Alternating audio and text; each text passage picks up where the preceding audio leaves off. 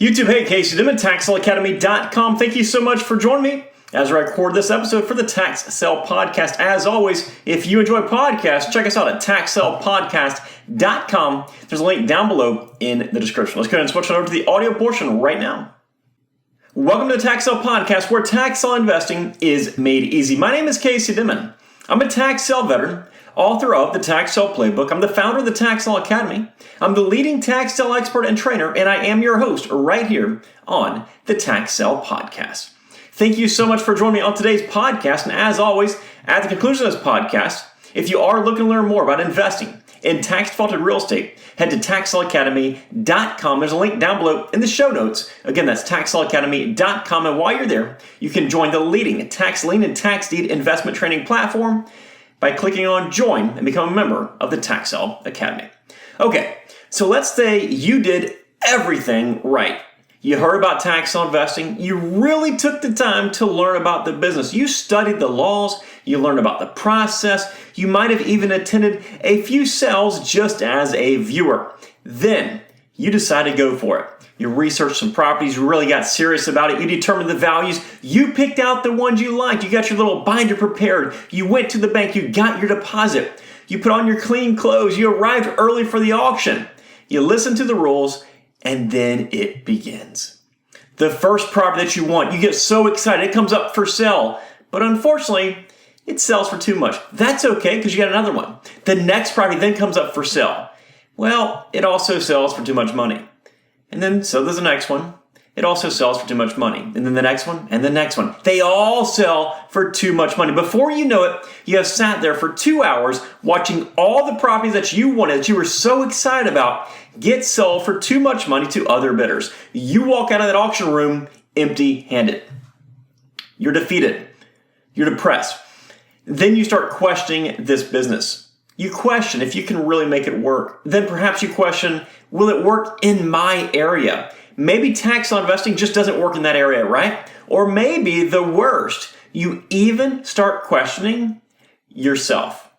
Are you even capable of doing this?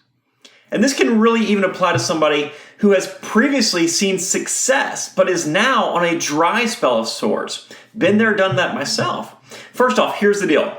Yes, you are capable of being a tax sale investor. I can promise you that. Now, there are strategies on how to find the best areas, how to limit competition, how to make your money go as far as possible, all that stuff. But in today's episode, we are not talking about that type of stuff. We're talking about the fact that you didn't get a single property at your first auction. Or maybe you've attended 2 auctions and didn't get a single property. Heck, maybe you attended a year's worth of auctions and haven't been able to purchase a single property. Well, guess what? I had a student one time that I taught. She went to auctions for an entire year. An entire year. And after that year, it started clicking for her. She finally got her first property. And guess what? She hit it big on that first property. She made like close to 30 grand or so. Then the very next week, she bought a small little house for $11,000. And instead of flipping it, she's like, I'm going to keep it. I'm going to rent it out. She rents it for $850 a month the last time that I checked. So that's like 10 grand a year forever off of that $11,000 investment on top of course, the initial 30 grand that she made. And of course, she kept rolling it over and over and she's doing very, very well to this day. So don't be impatient. But back to you, back to right now, back to the feeling that you had when you walked out of that auction with your head down. So instead of being down and depressed about it, there's 3 things that I want you to do. And we're going to talk about them in today's episode. Number 1, I want you to look at it as just one step closer to your goal. And maybe in an odd way, I almost crave challenges because at the end of the day, I know that the more challenges there are and the more challenges that I must push myself through, the more challenges other people have to go through as well. If you could buy a property at your very first auction and you could do it properly and you could do it easily, there'd be no challenges. And eventually, there would be ridiculous amounts of competition because of that lack of challenge. And there would be zero reason to even be in this business because the margins would be non-existent at some point or another. So the fact that you didn't win a property could actually be a good thing. I go to auctions to this day, and when I walk out empty-handed, I remind myself I'm just one step closer to being able to buy exactly what I buy at the very next auction. I am constantly moving closer to my goals. I am constantly pushing forward. Not winning a property should be motivation to propel you forward, not an experience that drags you down. Number 2, it's a learning experience. And this is a big one. I really want you to understand this. If you prepared for and you attended an auction, and if you can honestly say that you didn't learn at least something from that auction by the time that auction ended, then you're not doing it right. It's as simple as that. Think about all those properties you researched. Did you learn something while you're researching them? Think about all those valuations you did. Did you learn something when you were doing that? Think about what the auctioneer said or what the auctioneer did. Think about what the other investors in that room did or what they said. I really want you to think long and hard about what you learned. I promise that you learned something. Again, if you didn't, it's because you're not paying attention to what's going on around you. You really need to absorb all the information. It is not just a simple buy-sell business. You need to understand the entire business. And the only way to do that is to really pay attention to what's going on around you. It's kind of like the cartoon, right? Where the vehicle is just driving along the road and all the cars behind them are just crashing and plowing into each other because of the cartoon character driving that vehicle. You need to keep your eyes open. Know what's going around you. Don't be that person that has such tunnel vision that you don't learn anything at any auction.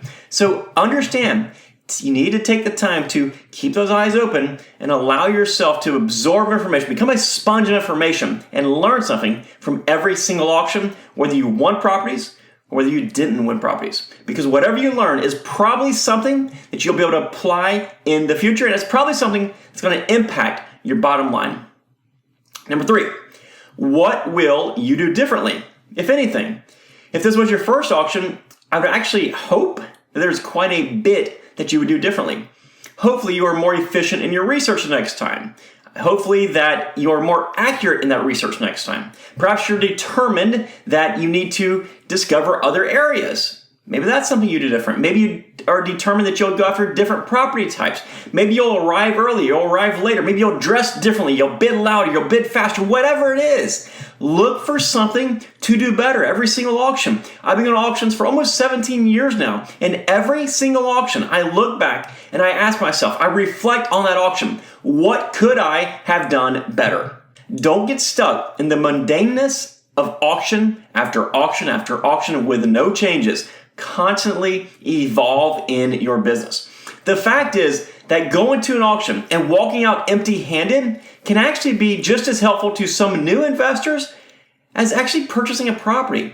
When you don't win anything, you don't need to be depressed and you don't need to feel frustrated about it. You need to look at the bright side. Look at it as an experience. Look at it as a challenge and look at it as an opportunity to grow. I get so many new investors that get frustrated that they didn't win a property at their very first auction.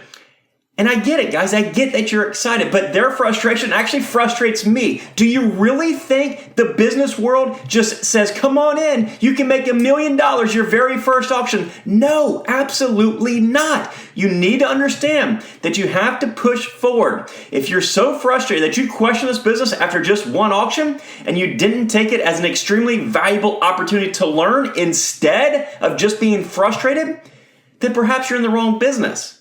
Again, I want you to understand, if you are so frustrated that you question the business after one auction or two auctions, you could be in the wrong business. Instead, walk out of that room and ask yourself over and over and over, what can I learn from that auction and how can I grow from the fact that I didn't get a single property?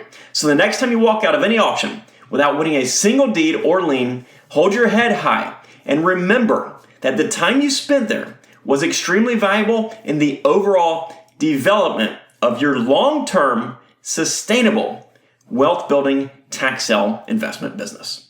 That's it for today's podcast. I really hope this has helped you guys. For more information on tax sale investing, head on over to taxsaleacademy.com, and to get the most comprehensive step-by-step tax sale investment training that is offered anywhere in the world, go to taxsaleacademy.com, click on join, and become a member of the Academy. I cannot wait to see you inside, and I cannot wait to hear your success story. And as always, guys, if you did enjoy this episode, we'd really enjoy it if you just take a few seconds out of your day to leave us a positive feedback and maybe even a positive comment.